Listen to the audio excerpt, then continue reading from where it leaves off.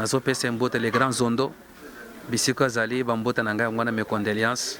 Je crois que vous avez tata parmi batata biso en tant que bana pe ya UFEC to souhaiter mes condoléances. Le véritable pasteur et que abi misabana ban Israël na kati en Égypte vers la terre promise.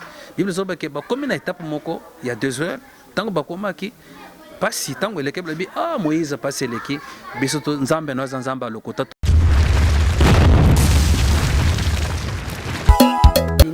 auti ko perdre ndeko na ye mais il y a pas ces ali tomoni ba pasteur mususu mais tomoni représentant légal na binote et papa na biso tomoni était même à souhaiter à ta mes condoléances.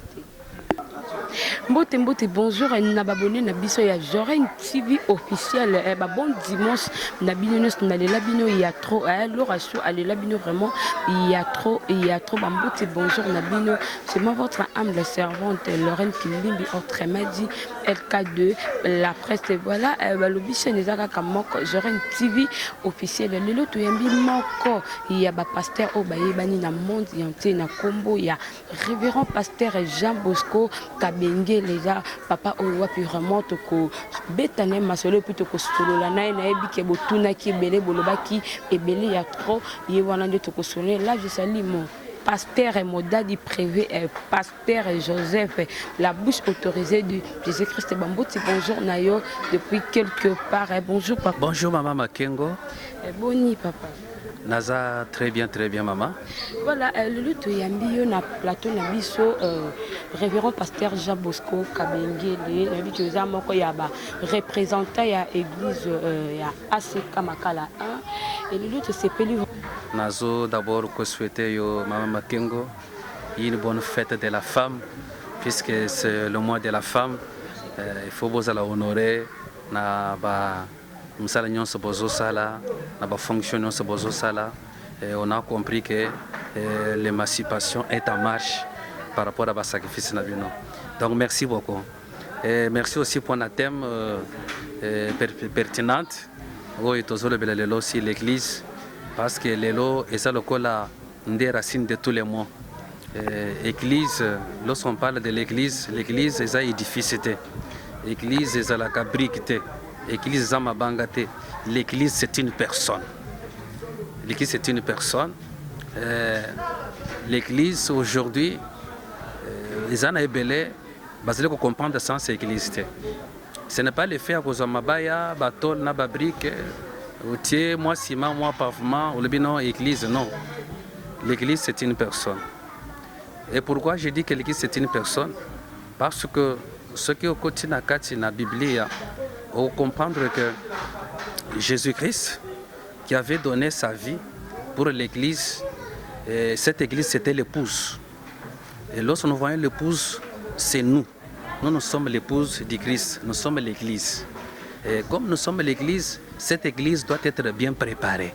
Il faut que l'église soit préparée pour rencontrer le mari qui est notre Seigneur Jésus-Christ. Alors maintenant, comment cette église doit être préparée? Donc l'église doit être préparée d'abord par de bons enseignements et non les mauvais enseignements. C'est pourquoi les lois ont montré que bateau baye baka nano sens église te, baye baka musala église te, baye baka utilité église te. Donc les lois na église, ils donnent de n'importe quoi, ils font de n'importe quoi. Aujourd'hui, au moment que sans église, ils allaient se sauter. Même nzambo oyo vraiment azozela ke biso tozala kala basali to préparer église même dans l'enlèvement mais les lots zosala musala oyo esengamite les lots ezali na biloko ezosala na église ezana nzela te. Alors je vous dis que même il y a beaucoup de choses, je crois que na yamba que même une sœur de l'église, une sœur là qui vient d'une église basala ke biloko mususu parfois que oyo itikala ko sala mate. Je crois que ezana moi sachet moko eza na share nanga wana na moni ba mafuta moko eza wana nazomona ba chapelet moko eza wana nazomona ba mai moko eza wana ailingai soi-disant ils ba enseignement ko ba pesa ki bango ne fils que pour la délivrance, ainsi de suite. Donc, lelo papa to comment mon na lelo église étant que bino ba pasteur beaucoup misango ba bien privé na bino moko au moins na pasteur parce que pour ngai na bi que église eza ya mututi eza ya nzambe mais lelo biso ba pasteur bino ba pasteur pardon beaucoup misa église lokola ya bino ba propriété privée na bino exact moi si nanga ya bana nanga étant que obité que église eza place pour bato nyonso bakoki koya ou aza na problème abi que non na papa na ngai aza wana koki osunganga. Ok, vous avez raison maman Makengo. Par rapport à la réalité, Lorraine. Maman Lorraine, plutôt, ok. Par rapport à la réalité à l'élo, vous avez vraiment raison. Au moni d'abord, avant d'abord, moto azala vraiment musali na kati na église, il faut d'abord azala appel. Bato nyonso babenga mate. Il y a des pasteurs qui sont appelés, n'a pas passé au bazar appelé, puisque même l'écriture Bible zolobake, ce n'est pas vous qui m'avez choisi, mais c'est moi qui vous ai choisi. C'est-à-dire que pour vraiment oser un pasteur, na musala ya tata, il faut d'abord oser appeler. Et mutu nyonso yo abengama waza appel. Façon ya ko servir nzambe et ko toujours différent na bato babengama te. Bato bazo tenga makasi. Na ko sala bisala sala. Oyi koma na biblité. Puisque zo mona Bible nde fondement na biso. Ndemoni Bible ya nde constitution na biso. Mozo mona bato bazo bunda bazo beta na bambata na parlement. Bazo beta mbata puisque bazana constitution na bango. Et que o loi tel et lobby boye. Na constitution o toile tel les aboye. Biso pe ya biso constitution c'est la Bible. Alors toute personne qui est en dehors de la Bible comme étant notre constitution, c'est-à-dire que Montoana donc azali faux pasteur. Tu comprends?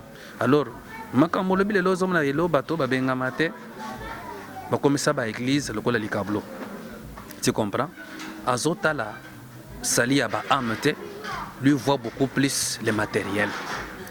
Donc Montoana na kati na église, au moins na mate ezotema na kati na église beaucoup plus c'est toujours de l'argent. Il faut pas mboama aucun dépoto au salaka boye ainsi de suite. Mais où est la place de la vie éternelle? Et là, vraiment, papa Jean Bosco, tu le baises bien. Les lieux comme l'église, faire oh, ils ont un problème et belé. Beaucoup d'anna papa ils a passé. Mais mon toit, ils ont un bon on a dit que non. Les lieux papa est barré. Et encore comme on a ta 6 heures. Tout le monde a l'église est belé. Au moins, c'est on a quoi pendant ta 17 heures. Mais mon toit, ils ont un bon on a dit les lieux. Bana facilité ya koyamba tandis que moto azana ngote ana ba problème akutanta na papa solana parce que yondo za la bouche autorisée de Dieu.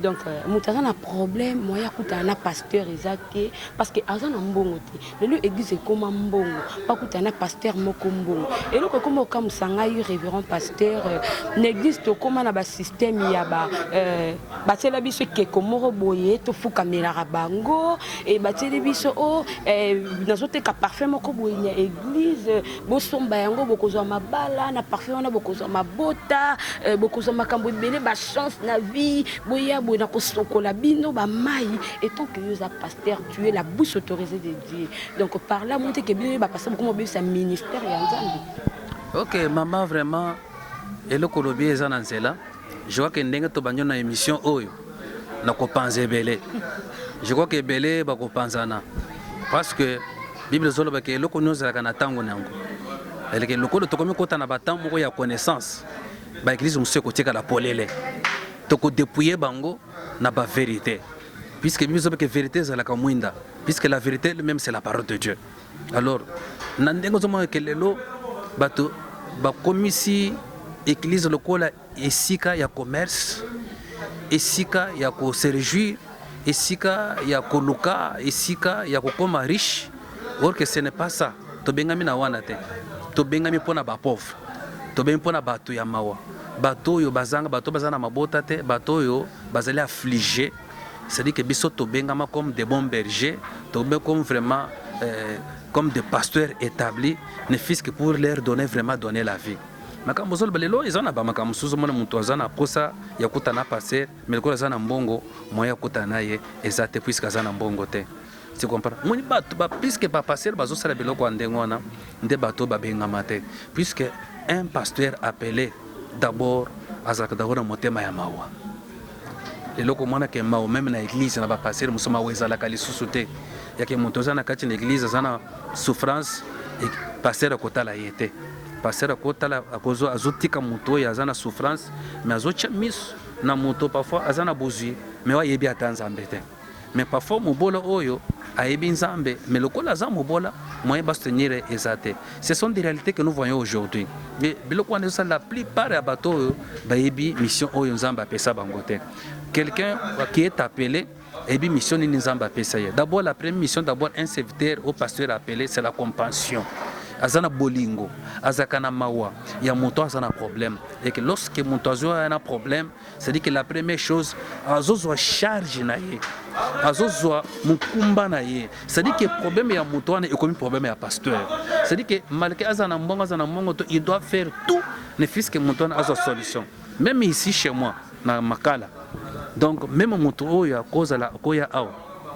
Azana mbongo te to se sacrifier que monto azala malamu ndozo mona bilo lelo komi délivrance komi mbongo monto poya na service à délivrance osana mbongo soko osana mbongo te c'est que délivrance exacte ça dit que délivrance est un moyen mbongo wa moto ça ce n'est pas l'évangile ce que toke na Bible na makomini na Bible oyo ko mama ke Yesu apesa lobi ke monto poazo délivrance faut pesa mbongo non nulle part na tikalo ko mona Yesu te Jésus est notre modèle.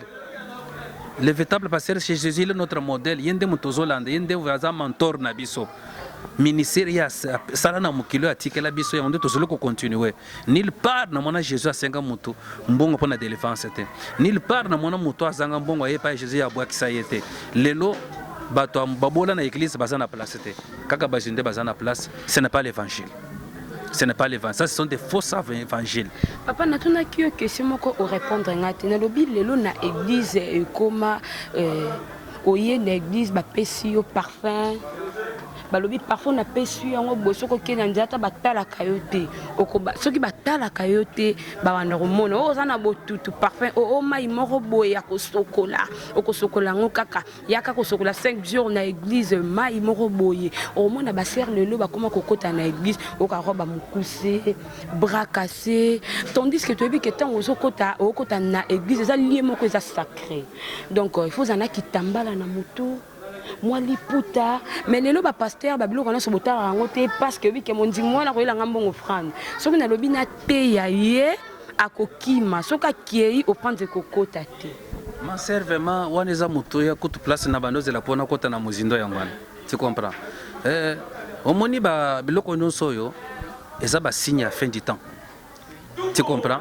parce que même Yesu ye moko lobi ke na tango asuka bokomona ka biloko ebele c'est que bato babanda ko s'attacher na biloko ezali ko benda ou ezali ko attirer ou ezali ko frapper na véritable parole ndoko mona église oyo ya moto achie keko moto achie mungwa moto achie mafuta moto achie maya zosokola bato lokola parce que on est idolâtrie ça bango que non ça c'est le sang de Jésus donc ce sont des fausses doctrines.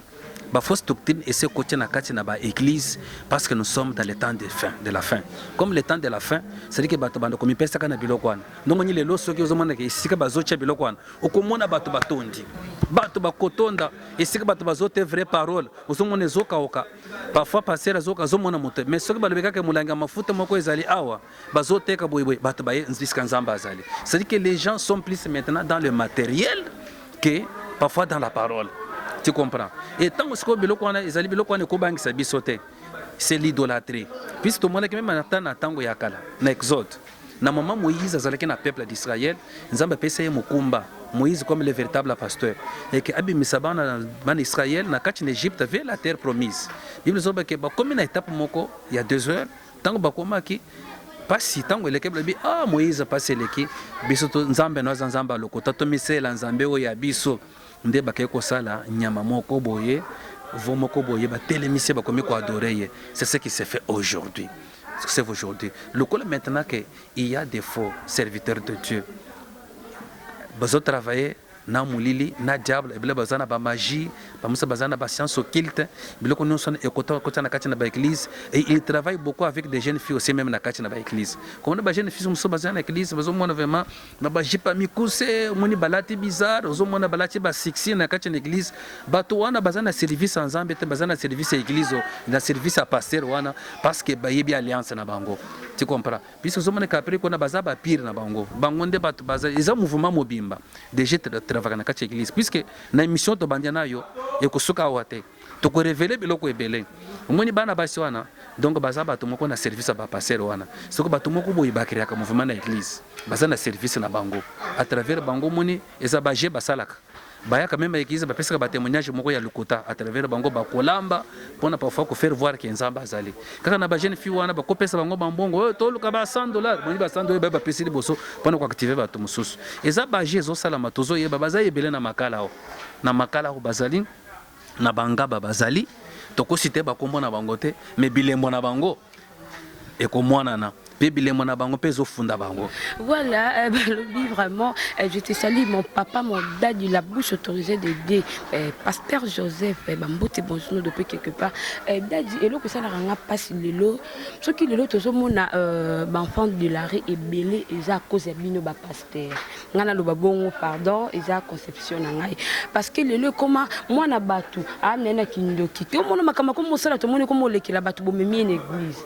Au moins, na pasteur, mais une église, comme ko beta bana batu comme ivanda kuna mona sana kindoki mwana na moni eboye lelo ba mabale belé panzana bongo papa talinga na ezo simba te parce que ba faux prophète ba komi ebelé voir même comment ba pasteur beaucoup moni jemo boye parole kana nzelo télé monsieur s'il vous plaît ya kana ni mission mona le ka boye na pesa mbongo mbongo na pesa yo ndezana tona ko bande mission na ngai boye benga lo ba papa na moni boye nzamba sa elinga boye et tant que yo papa vraiment étant que yo Moussadi na Nzambe vous appelé par le Saint-Esprit pour na mamunyo se passe kokolo bon na makamnyo so nezo leka na niveau ya makambo tozomo lelo na kati na ville ngapona ngai nazomona eza manque d'abord ya discernement et puis manque aussi à connaissance.